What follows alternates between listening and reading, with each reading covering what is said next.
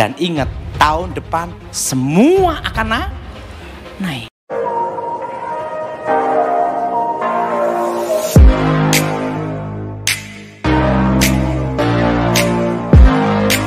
Shalom sahabat John Prekado, senang sekali bisa bertemu kembali dengan sahabat di channel ini. Terima kasih sahabat sudah setia mengikuti channel ini sampai hari ini. Saya berdoa kepada Tuhan, kiranya Tuhanlah yang membalas dan memberkati kita semua.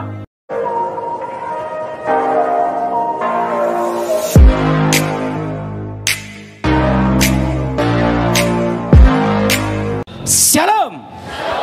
Saudara masih ingat tahun lalu saya pernah pesan bahwa semua suruh beli emas walaupun sebulan hanya 1 gram. Yang masih ingat angkat tangan coba. Tinggi-tinggi. Nah sekarang emas naik, betul? Betul? Harga-harga akan naik sampai 2026. Kita semua akan puncak inflasi. Apa saudara? Puncak apa? Nah ada yang tanya sama saya, gimana Surabaya? Tenang, aman. Mari kita buka Alkitab kita dalam kitab Efesus pasal yang ke-6. Kitab Efesus pasal yang ke-6 ayat 10 sampai dengan ke-13. Saudara yang ganjil, saya yang genap. Kitab Efesus pasal yang ke-6 ayat 10 sampai dengan 13. Saudara yang ganjil, saya yang genap. Akhirnya adalah kamu kuat di dalam Tuhan, di dalam kekuatan kuasanya.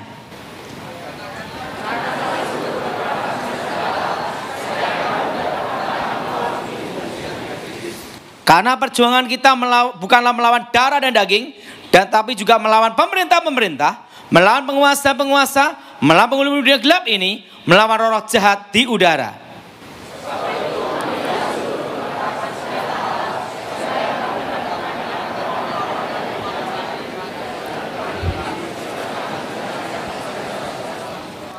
Lawan kita bukan darah dan daging, tapi penguasa-penguasa darah, roh-roh jahat di udara.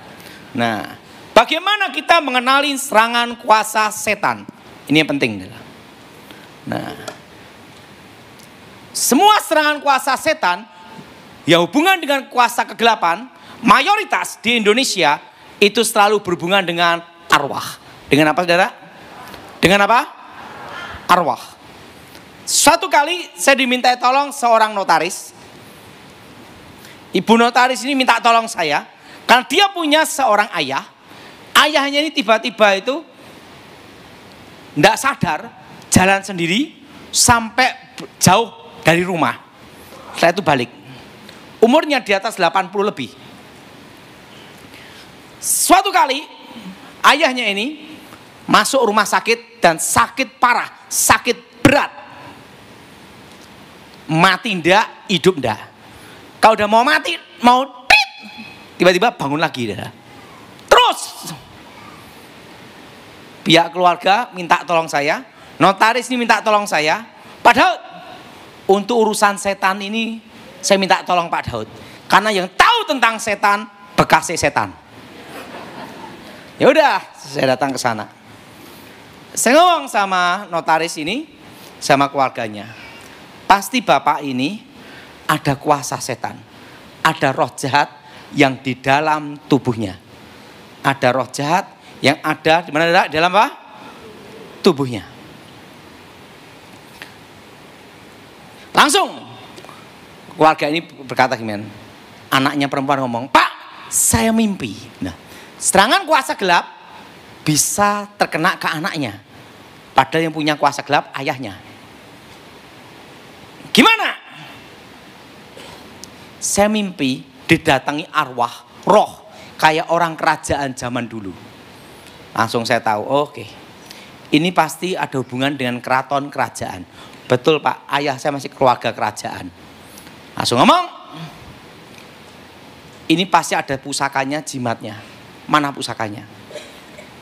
Di lemari ditunjukkan. Ada keris, ada tombak, ada pedang. Setelah itu saya ngomong, ini kuasa roh gelap.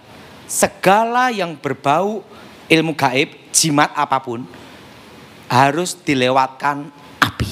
Apa saudara? Apa saudara? Kenapa dilewatkan api?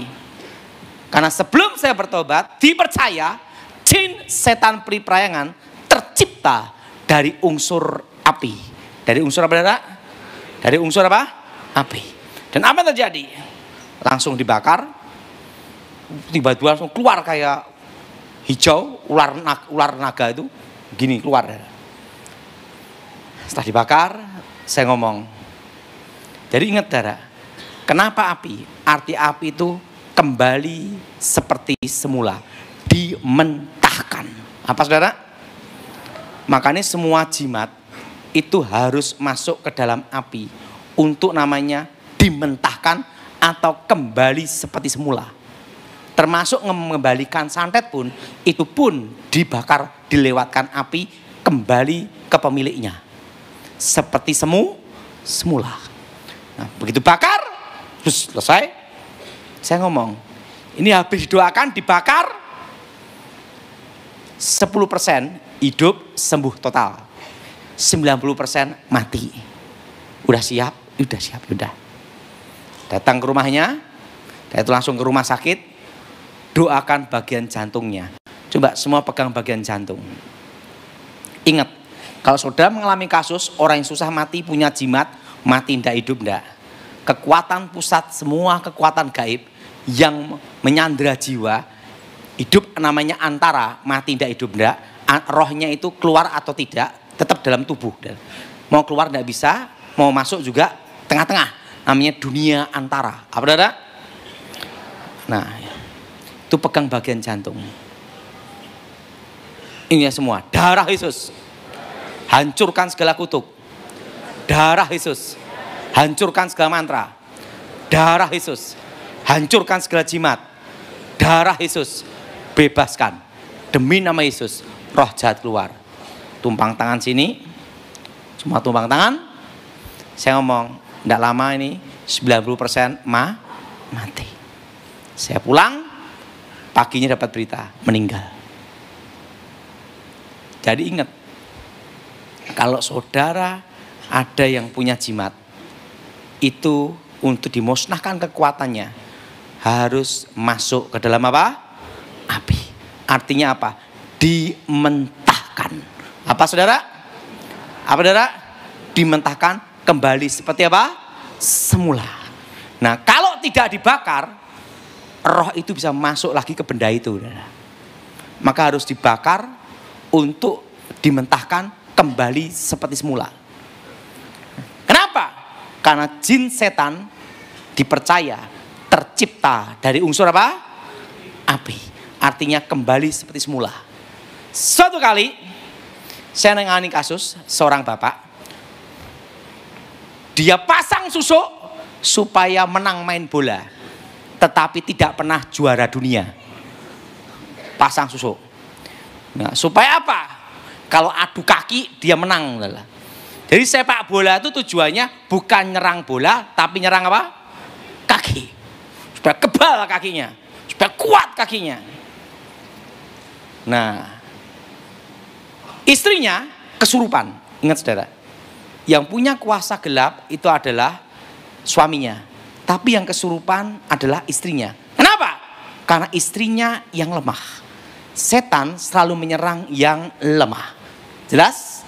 Setan menyerang yang apa, saudara? Yang apa? Yang apa? Yang lemah. Di dalam kesurupannya, dia merasakan ada laki-laki tinggi besar nginjek dadanya. Saya itu kesurupan baruan. Dan itu berbulan-bulan, berminggu-minggu udah dilayanin. Akhirnya keluarganya ambil keputusan undang saya. Waktu saya datang, ingat, susuk itu ada 2 jenis. Kan ada susuk emas, berlian, sama lilin. Susuk itu ada 2 jenis. Pertama, susuk hidup. Apa, saudara? Kedua, susuk mati. Susuk apa, saudara? Ada 2 di sini. Susuk hidup dan susuk apa? Susuk mati. Apa itu susuk hidup? Susuk hidup, kekuatan gaib, kekuatan mistiknya masih penuh powerful. Dan susuk yang hidup itu bisa pindah. Disusuk bagian emas bagian sini, bisa pindah bagian kaki. Dari kaki bisa pindah ke tangan, mengikuti jalur peredaran darah. Ini namanya susuk hidup. Dan kekuatan susuk ini maksimal itu 1000 hari. Ada masa kadaluarsa. Nah, setelah lewat 1000 hari, kekuatan tidak berfungsi, tapi kutukan dan roh jahat tetap berjalan. Karena kutukan dan kuasa gelapnya tidak ada masa expired. Jelas, tidak ada masa kadalu. Nah, kutukan dan roh jahatnya hanya bisa diusir dan dibatalkan demi nama Yesus. Demi susuk hidup. Nah, susuk hidup ini kalau didoakan itu keluar emas berliannya, karena masih powerful, ada kekuatan gaibnya. Jelas? Masih ada apa, saudara? Masih ada apa, saudara? Kekuatan apa? Gaibnya. Nah, saya pernah ngelayanin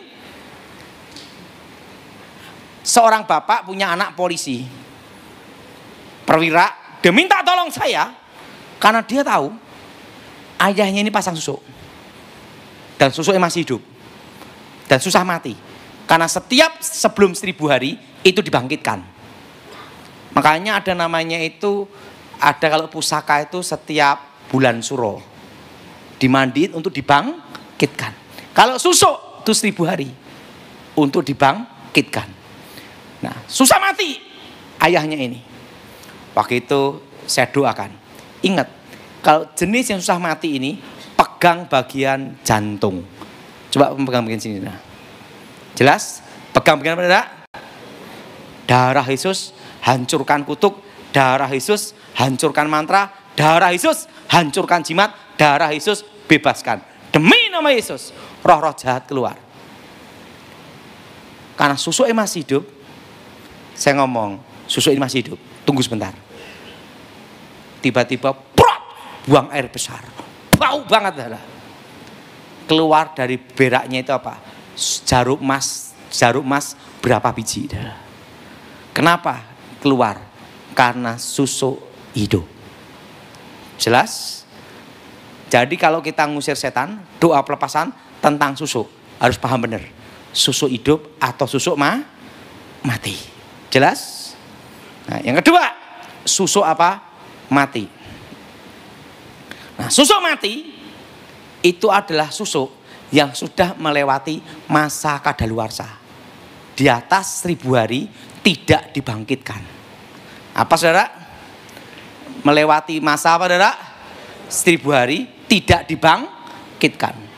Tidak dibangkitkan lagi. Nah, kekuatannya itu tidak berfungsi. Tapi kutukan dan roh jahat tetap berjalan. Dan susuk mati ini bisa juga terjadi susuk hidup kena pantangannya. Misalnya daun kelor, atau sepet kelapa, atau makan pisang emas, atau lewat jemuran, atau sate, makan sate. Itu bukannya kutukannya lepas, enggak. Kekuatannya tidak berfungsi. Sekalipun itu susuk hidup, kalau makan pantangannya itu langsung jadi susuk mati. Artinya kekuatannya tidak berfungsi. Tidak berada? Tidak apa? Tidak berfungsi. Nah, tapi kutukan dan roh jahatnya tetap dalam badan. Nah, jenis susuk mati ini kalau dalam doa pengusiran setan, doa pelepasan itu tidak keluar emasnya atau beliannya. Kenapa? Karena kekuatannya sudah tidak ada. Jelas? Jelas? Nah, dalam doa pelepasan harus dibatalkan demi nama Tuhan segala kutukan dan ikatannya. Ini penting. Sekalipun itu susuk mati. Makanya dalam kasus doa pengusiran setan, pelepasan susuk, belum tentu susuknya keluar dari badan. Jelas? Jelas? Karena tergantung hidup atau sudah mati. Nah, orang pasang susuk itu kelihatannya mudah ya. Kalau dari jauh kelihatan cantik, begitu dekat ya kayak gitu. Nah, susuk hidup, susuk mati. Suatu kali, jadi semua pusaka, kekuatan jimat, itu ada yang namanya posisi netral. Kekuatan tidak berfungsi. Bila ditemukan satu unsur alam yang berlawanan tapi sejenis. Suatu kali nenek saya ngajari saya tentang pusaka. Bahwa semua pusaka jimat apapun hebatnya. Karena waktu itu nenek saya ngomong, nanti kalau kamu saya tugasi nyuri pusaka, supaya kamu bisa nyuri pusaka, harus tak beritahu caranya nyuri pusaka. Bagaimana? Kelemahan pusaka itu siram air kencing. Kalau ada pusaka bisa masuk, tidak bisa keluar, itu ada kekuatannya. Sebelum kamu masuk, siapin air kencing. Siraman sedikit aja situ. Maka kekuatannya tidak berfungsi. Begitu lihat pusakanya, siramkan air kencing ke pusakanya. Maka kekuatan tidak berfungsi. Nenek saya ngomong gini, ini cara nyuri pusaka. Kalau kamu saya suruh nyuri pusaka, tak ajarin caranya ini. Supaya bisa. Nah, saya sebagai muridnya berpikir, yang untuk uji coba siapa? Tak pikir-pikir, saya nyoba nyuri pusaka guru saya sendiri aja. Nah, kan udah diajari caranya. Cara nyuri pusaka seperti ini. Ya udah. Siapin air kencing. Kan di itu nenek saya punya ilmu, orang bisa masuk, bisa keluar. Tapi saya dikasih bocorannya. Kalau nyuri pusaka pakai air kencing. Begitu masuk. Dekat pusakanya, siramkan. Jebret. Tidak berfungsi dah. Keris, pedang, tak ambil semua adalah. Pusaka yang ada di lemarinya habis semua adalah. Suatu kali malam Jumat, biasa dia mau nyari pusakanya untuk dimantra-mantrai, dilihat, loh kok hilang semua?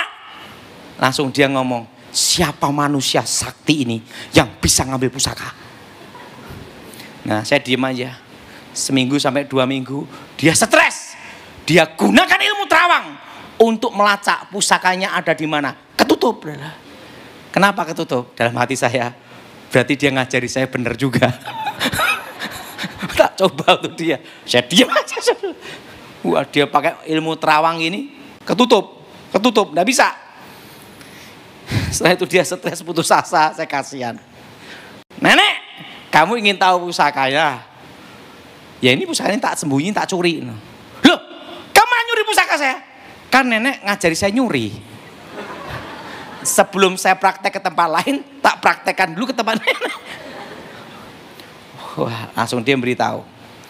Nah, makanya pusaka-pusaka zaman dulu sama Jepang, sama Belanda, kalau dirampas, dikencingin. Supaya apa? Kekuatannya tidak berfungsi. Itu bisa kekuatan tidak berfungsi selama 40 hari. Kenapa air kencing? Ini masuk, ini keluar. Satu unsur berlawanan. Makanya orang kalau punya jimat, mau buang air besar, jimat ditaruh dulu baru nongkrong. Kenapa tidak dibawa? Kalau dibawa kekuatannya tidak berfungsi. Jelas? Nah, jadi ingat. Tapi itu bukan untuk mengusir setan atau melepaskan kutukan. Itu hanya posisinya kekuatan tidak berfungsi sementara. Biasanya itu hanya 40 hari. Berapa lama, Saudara? Berapa lama? 40 apa? 40 hari. Jadi Saudara, kalau ada kasus susuk dalam doa pelepasan, ingat susuk hidup atau susuk apa mah? Nah, kalau hidup itu bisa jalan. Dari sini bisa pindah ke kaki. Dari kaki bisa pindah ke tangan. Mengikuti jalur peredaran darah. Nah, Pak, kalau ada kiriman ilmu santet, cara ngembalikannya gimana? Udah tahu bahwa orang yang suka tertawa itu tidak bisa disantet. Tapi jangan ketawa sendiri. Nah, suatu kali calon anggota DPR RI dari partai besar minta tolong saya. Kenapa? Karena dia dikirim santet. Dari mulutnya keluar rambut-rambut.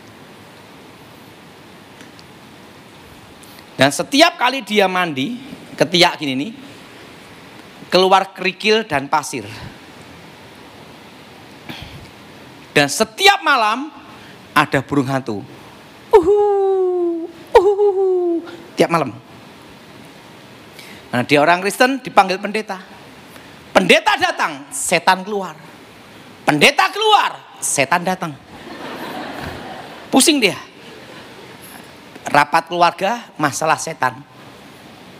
Saya diminta tolong untuk hadir. Waktu itu posisi saya masih ngawal presiden waktu itu. Masih ngawal Presiden SBY waktu itu. Karena dia pejabat, calon DPR RI dan dia mau jadi pejabat, nelpon saya. Dia diminta tolong, saya datang. Saya lihat, wah ini setannya ini pengertian. Dia botak, dikirim rambut. Kendalanya muncul bagian sini. Dia ngomong, Pak, cara ngembaliin santet gimana? Mudah. Ambil Pak rambutnya semua, kumpulin. Saya rambutnya, saya itu batu sama pasirnya. Cara ngembaliin santet itu apa? Dibakar dengan api. Apa saudara? Dibakar dengan apa? Artinya apa? Kembali ke asal. Kembali seperti semu. Jelas? Jelas? Kalau ada yang ngirim mati rezeki tanah kuburan, sudah tahu tanahnya, kumpulin, bakar. Itu kembali seperti semula. Kembali ke asal. Doakan demi nama Tuhan. Nah setelah itu, Pak, burung hantunya gimana? Tembak dor, goreng. Nah saya penting dimasukkan dalam api. Bakar dulu di api. Burungnya dibakar di api dulu. Plus. Nah, ingat, kalau saudara ada kiriman santet, paku, boneka, tali pocong, atau model pocong, atau model apapun, tahu itu jenis santet. Ingat, langkah pertama yang dilakukan apa saudara? Masukkan ke dalam apa? Kenapa masuk dalam api? Kembali ke asal. Ini semua, kembali ke asal. Apa saudara? Atau dimentahkan, kembali ke pemiliknya. Nah, tapi ingat, semuanya itu, semua jimat, semua jenis pusaka model apapun harus masuk ke dalam api. Untuk apa? Menghilangkan kekuatannya. Kedua, supaya kembali ke semula. Dimentahkan. Apa saudara? Apa saudara? Dimentahkan. Ada satu kasus yang saya tanganin, ini supaya lebih jelas saudara. Ada seorang pemuda tapi belum nikah, usia 40-an. Dia punya jimat batu dan itu membuat dia kebal senjata. Di karter, tembak, silet nggak mempan. Batu ini kalau dilempar, peng, ke sungai, besok pagi-pagi tek, balik ke lemari. Dilempar itu ke laut, peng, besoknya kembali ke lemari lagi. Dan banyak hamba-hamba Tuhan doain dia. Suruh nyilet karter. Suruh beli di Indomaret, silahkan disilet gitu. Gini-gini.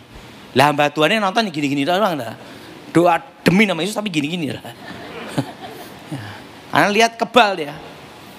Dan pemuda ini ngomong, batu ini silahkan buang. Suruh buang. Batunya dibuang, beng, ke laut. Berapa hari kemudian, balik ke lemari, ditunjukin batunya balik gitu lah. Kakak-kakaknya pusing, minta tolong sama saya. Yang tahu tentang setan, bekasnya apa?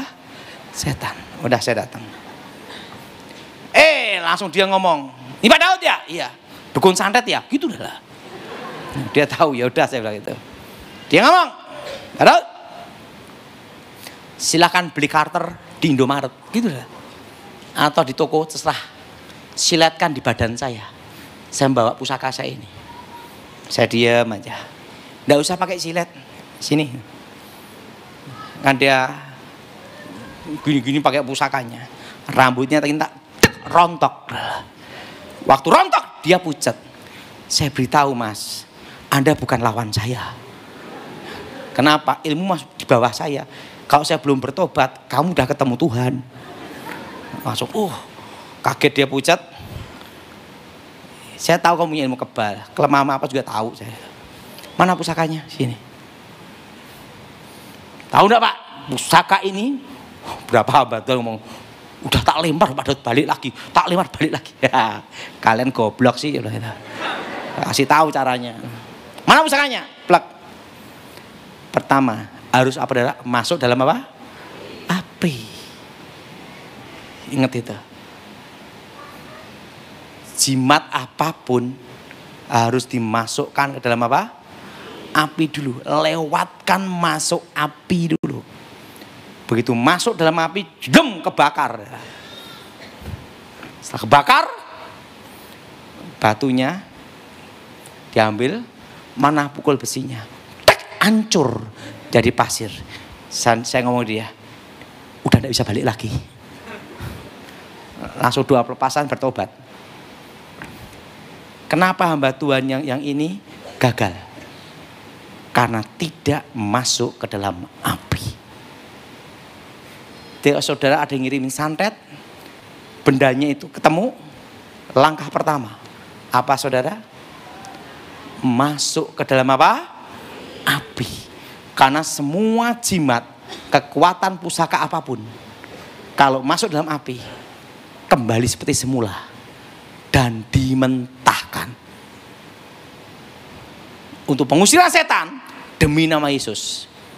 Nah, makanya ada kasus tertentu, kalau jimatnya hanya dibuang aja, rohnya balik lagi. Kalau udah masuk dalam api, udah enggak. Dimentahkan. Jelas?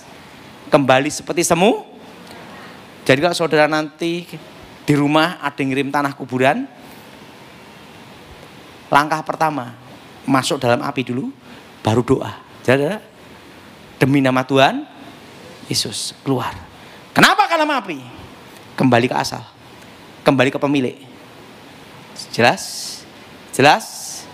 Jelas? Ini semua masuk dalam api. Saudara, banyak orang ngomong sama saya gini, Pak, tahun ini aja udah berat. Gimana tahun depan? Betul?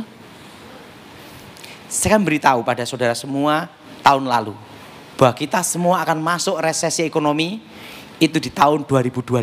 Betul? Yang masih ingat angkat tangan semua. Tinggi-tinggi. Sekarang udah terasa. Betul? Betul? Nah, Surabaya gimana? Saya beritahu. Kencangkan ikat pinggang. Biasanya makan steak tenderloin, sekarang makan kikil. Tetap rasanya empuk, betul? Betul? Betul?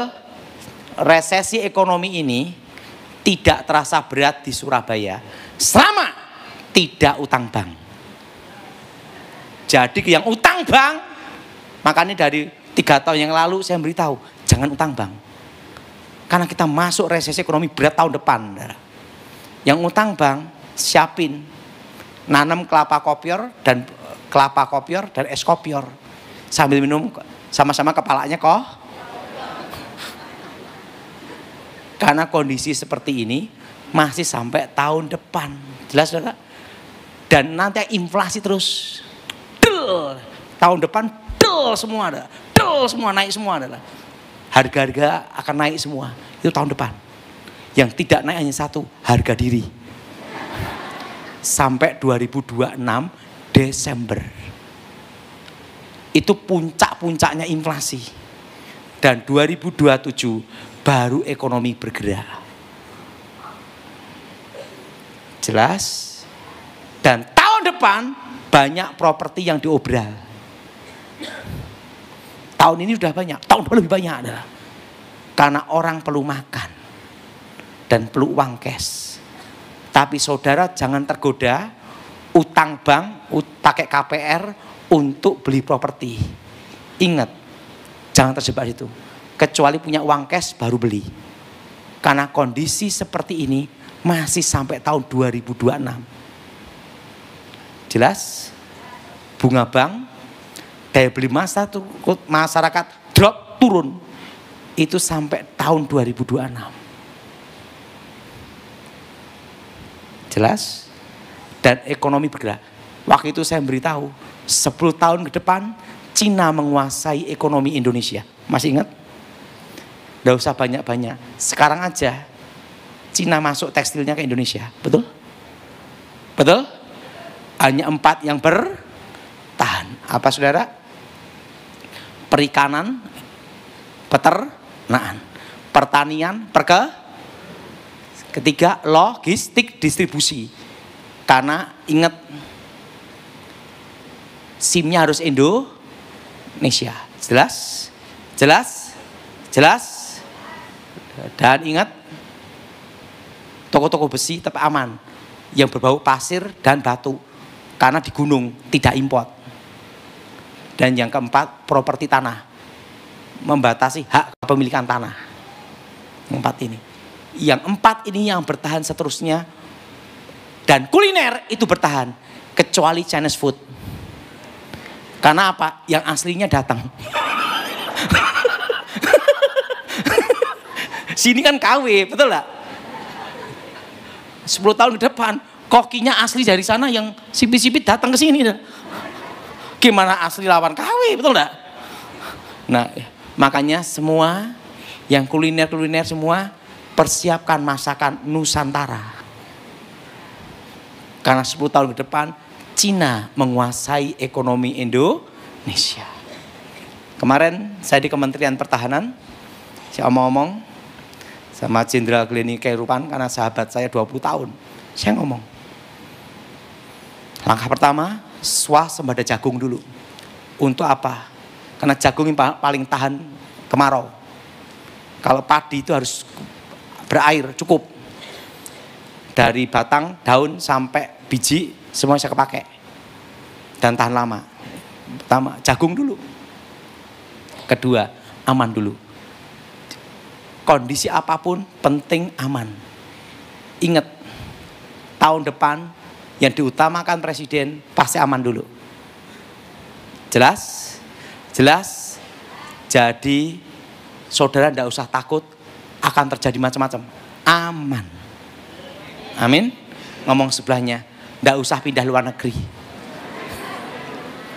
Amin. Apa saudara? Aman. Ingat, posisi apa saudara? Aman. Pak, gimana untuk ke depan, tahun depan nyimpen apa? Pertama, yang hubungan dengan dagang, yang berhubungan dengan import, harus punya cash dolar secukupnya aja. Yang kedua, perlu udah tahu emas nanti berapa tahun lagi 2 juta per gram. Tahun lalu saya nyuruh semua nyimpen emas walaupun 1 gram. Betul? Betul? Sekarang udah naik. Dan berapa tahun lagi 2 juta per gram. Jadi kalau nikah nanti bukan pakai cincin emas, cincin aluminium. Jelas? Cincin apa dah? Ngomong sebelahnya, itu nanti zamanmu. Penting tahan lama. Aluminium, cintamu sejati seperti aluminium. Nah, jadi itu akan terjadi. Ingat. Dan saya sudah beritahu, tahun depan perpajaan. Jadi saya beritahu sekarang, ini sebelum saya selesai khotbah ya.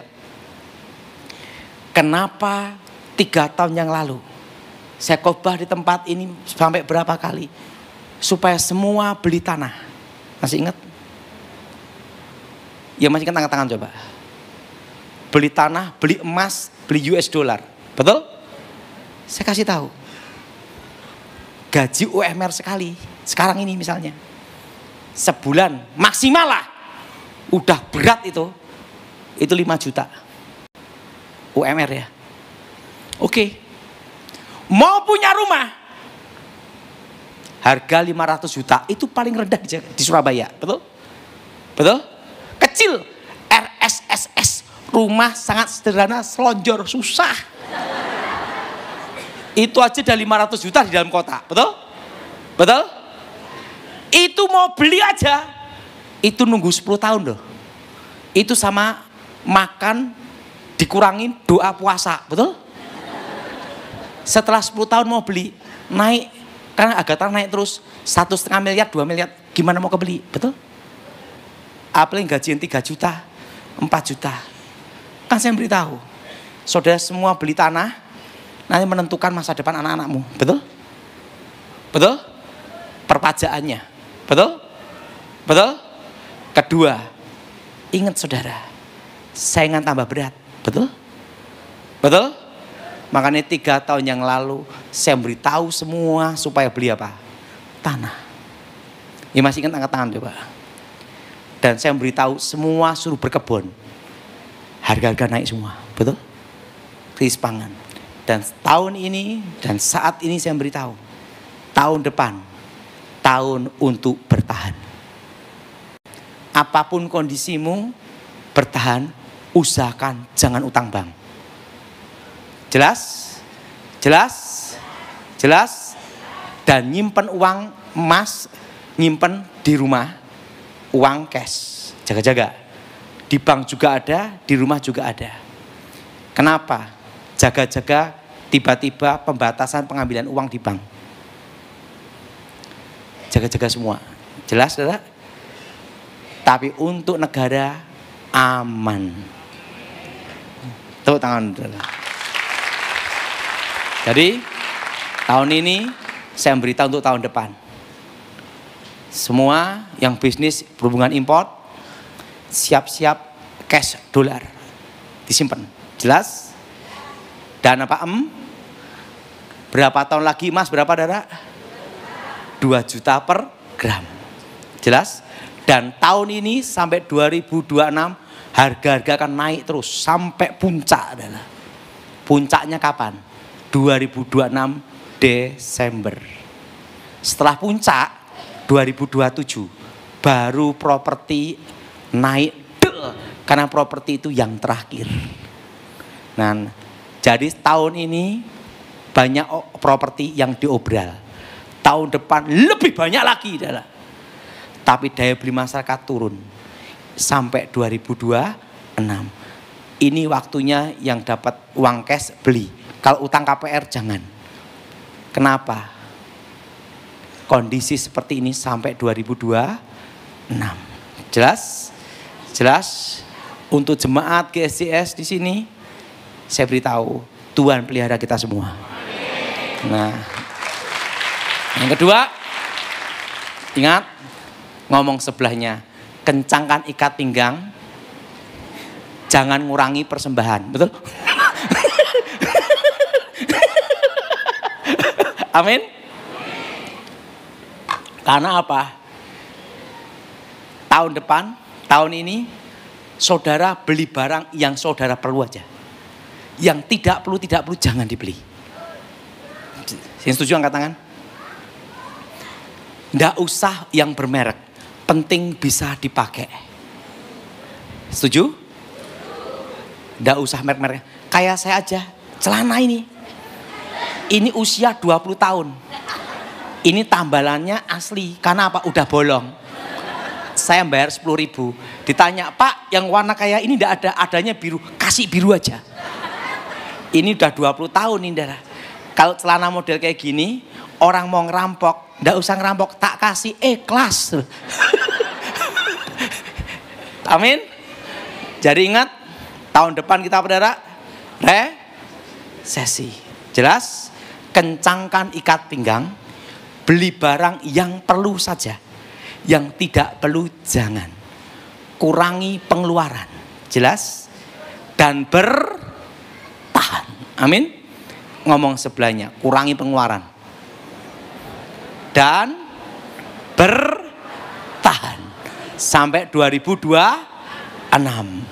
Dan ingat, mulai sekarang yang bisnis makanan Chinese food, mulai berpikir untuk makanan Nusantara. Kenapa? Karena nanti yang aslinya bakal datang. Jelas? Dan ingat, saudara tidak boleh takut, tidak usah khawatir.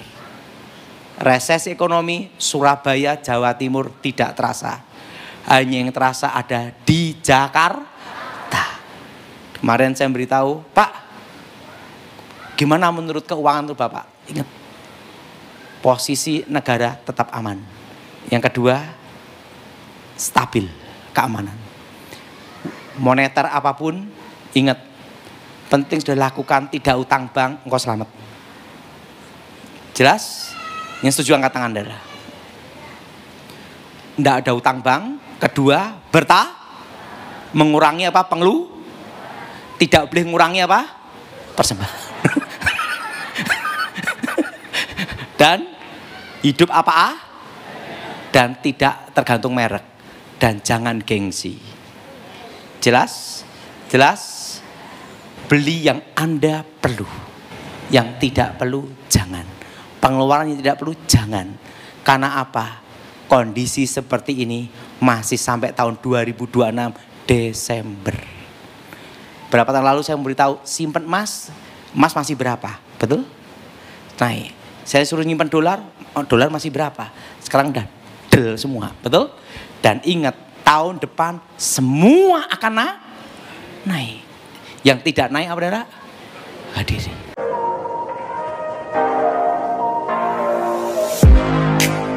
Terima kasih sahabat sudah menyaksikan tayangan kami hari ini. Saya percaya kita pasti diberkati. Apabila kita diberkati dengan tayangan hari ini, marilah kita dengan murah hati share video ini kepada teman-teman kita yang lain, agar mereka juga diberkati. Firman Tuhan mengatakan, diberkati untuk memberkati, sehingga nama Tuhan dipermuliakan dan namanya diagungkan. Sahabat, banyak sekali pelajaran yang kita bisa ambil dari tayangan hari ini.